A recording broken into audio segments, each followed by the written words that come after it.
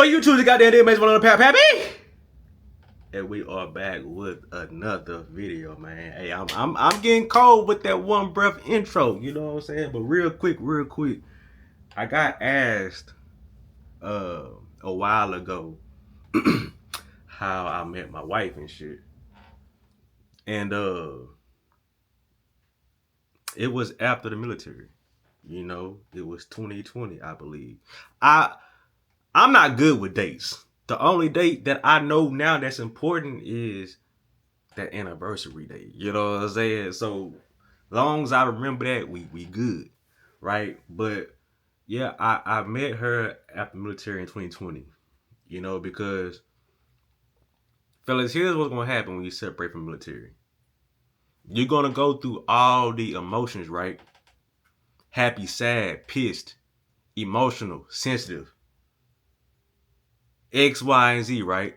And let's just say that you are with a woman, you know, prior to getting out the military, right? She knows military you. She doesn't know civilian you, right? So when you get out and you go through that separation process, you become a different person because stuff is not going to go your way. You know what I'm saying? Check out the fade. God damn. But anyway, stuff is not going to go your way. And when it doesn't go your way, the person that you love may not see the vision that you have for yourself. You know, they may not give you grace. They may try to push you out into the civilian workforce before you're ready to. And the woman I have now, which is my wife now, she never did that. You know, I was 2 years removed from the military and a few months removed from, you know, my previous relationship. You know, because shit just be changing, dog, when you separate. It just be changing. And you can try to prepare for it as much as possible, but sometimes or most times stuff is just not going to go your way. Look at that shoulder though. I'm getting off subject, but yo. So I met her. I met my current wife. I met my wife at. I met her at church, man. I met her at church, and when I saw her, I said, "Damn!" I said, "Who is that?" I said, "Who is that?" I seen her walking down like the middle aisle. She was coming up. I don't know. It was doing offering. No, it wasn't doing offering. It was during the sermon, and I said, "Damn, who is that?" And as I'm processing this throughout the service, I'm telling dude I'm next to, I said, "Oh, I'm gonna get her. I'm gonna get her. She was fine, and she knows she was fine too. Know she was fine too." And me, I knew I can get her because you know what I'm saying. I'm a handsome guy my damn self. You feel me? Top two most handsome niggas alive. Not number two. You know, I am not chopped. I'm probably chopped. I need a haircut. But right now, look at that. But we getting off subject. We getting off subject. So I was very interested in her. You know? And here's the thing. You know how for the people that go to church that are like members and like you go consistently. Women that show up to church that are guests, they just stopping through to get, you know, a sermon or whatever. They usually be from out of town or they stay 20, 30 minutes from the church house or whatever. But they just decided to stop in right? And you will never see that woman again. That's how fine she was. She is that type of fine. Like a one and done visit type of fine. You know? But what happened, she kept showing up. Oh, I said, oh, okay. Okay. And this kind of how I knew I had some potential, right? Is she started talking to people that I knew. Oh, I said, oh, you know her? Or you know her? Oh, I said, bet. I said, bet. And I told Nick, I said, I'm gonna get her. And you know how dudes be, he ain't gonna get her. He ain't gonna get her. I said, bro, I'm gonna get her. I'm gonna get her. She is for me. She's that type of line. So when she watched this video, the timeline is going to be off. It's going to be off. But I remember we went to this place downtown called Wing Bucket. And matter of fact, around this time. Well, it's January, so next month be around this time. And it was me, my pops, and like two other people, along with Shouter. And me and Wing Bucket wings, you gotta share them. You gotta share them. And so me and her was sharing a bucket of wings, right? And you know, she tried to throw a little icebreaker. So, Pap, how old are you? I said 26, and that was that. You know what I'm saying? But at the same time, this all part of my plan. This all part of my plan. She said, "Oh, okay." And that was we ain't really talk at the table. You know, we watch we eating wings, watching the game, and talk about whatever we talking about. So we get outside, you know, everybody finna leave and all that. We get outside and I open up her car door. You know what I'm saying? Open up her car door real smooth, real player like my pops taught me and shit.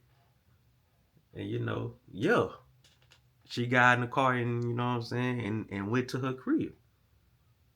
And so either it was the next weekend or a couple weekends later, the Super Bowl come around. And you know, my parents' crib was the spot. It was the spot. Pull up, come eat, and watch the game or whatever. I ain't watch no game. She pulled up. We playing Uno, and you know how black households be. If you lose or if you pull a draw pull, you gotta take a shot. You know something like that. She's a lady. She's a woman. She ain't taking no shots. So I said, I take your shots, baby. I take your shots. You know what I'm saying? So I'm taking her shots. We vibing. You know what I'm saying? Woo woo woo woo. And the night continued to go on. So now it's time to leave. You know, we outside or whatever. And she like, yeah, I'm about to slide and I'm finna go home. Whoopty whoop. So I open her car door again. You know what I'm saying? Open her car door again. And so at the time, I lived probably like 25 minutes from my parents' house. And she too lived about 20 minutes from my parents' house. And so when I got home, I figured she was home too. Mind you, we don't have each other's numbers or nothing. But I gotta ask something. I don't know when this happened, but she sent me a friend request first on Facebook. You know what I'm saying? So she been peeping pal. She been, you know what I'm saying, trying to see what's going on with pal. So yeah, when I got home or whatever, let her tell it she was waiting for my message. For me to message her and be like, you know what I'm saying, you make it home. So that's what I said. I said, you make it home or whatever. And like I said, according to her, she was waiting on that message. And she said that's when I knew I got him. And goddamn it, she wasn't lying. She wasn't lying. She wasn't lying. And so, you know, we conversating in Facebook Messenger. You know, and then we finally like, yeah, let's just change numbers and stuff. And then we went out to get tacos one day during the week. It was a Wednesday. I think it was a Wednesday. Man, we was at the taco shop for like 5 hours. We were just talking and vibing and stuff. You know, getting to know each other. And, you know, that's when she knew. You know what I mean? She knew she was in love, you know what I'm saying? But I think, like I said, like the dates and the timeline, it could be a little off, but the events that I'm talking about happened. It's just the dates ain't really, you know what I'm saying? So my pops was turning 50, I believe. So he had a big party.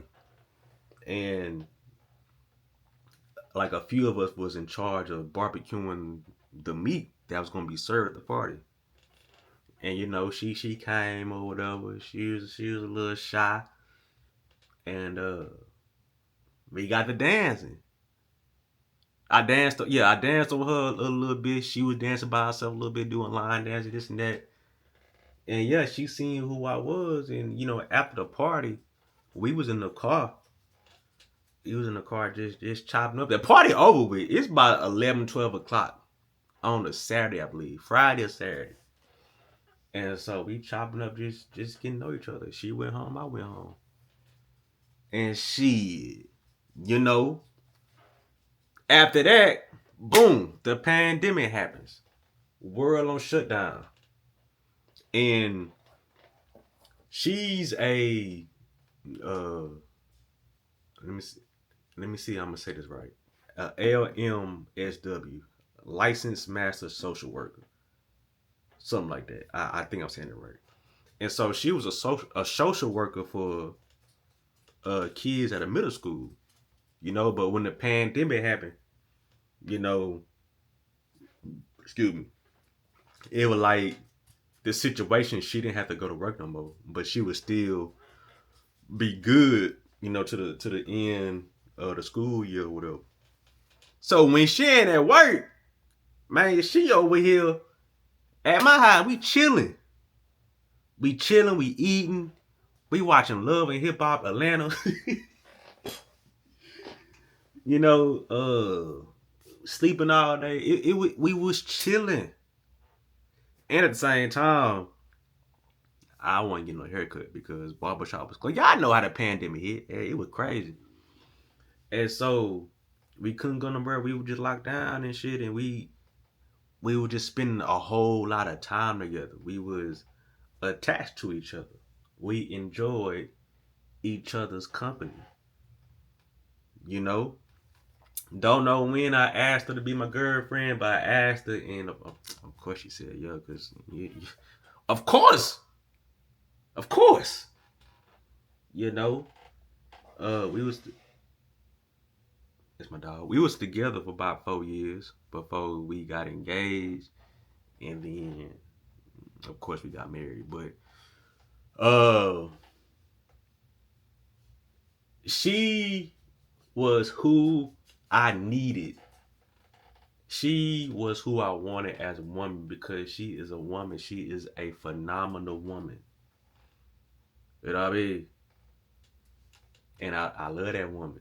I'm addicted to that woman. Fellas, you gotta be addicted to the woman that you are with in order for it to work. At least that's my opinion. You know, that's what I think. And so yeah, we've been rocking out. And what really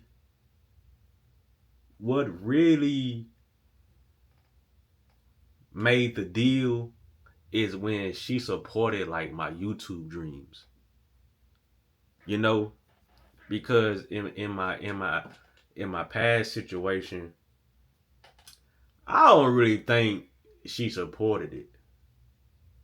You know, because it was at the time it wasn't bringing in real money,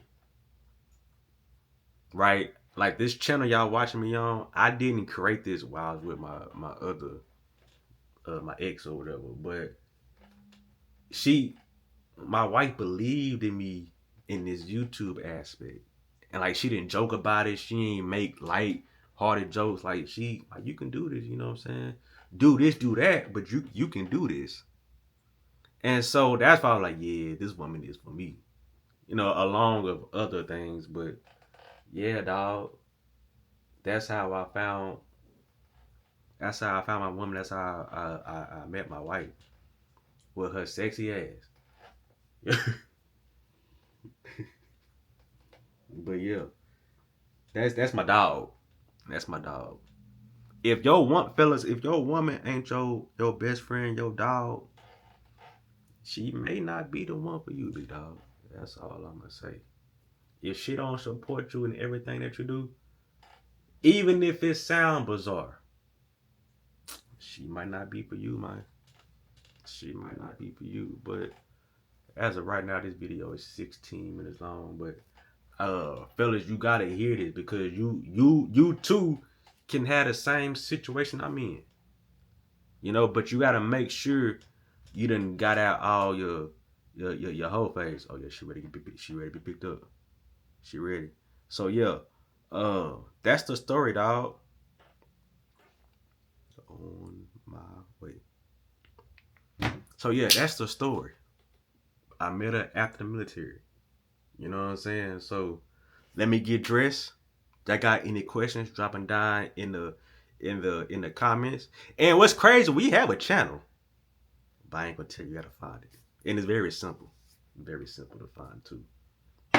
Type in Pap. That's all. That's the only I'm gonna give you. Type in Pap.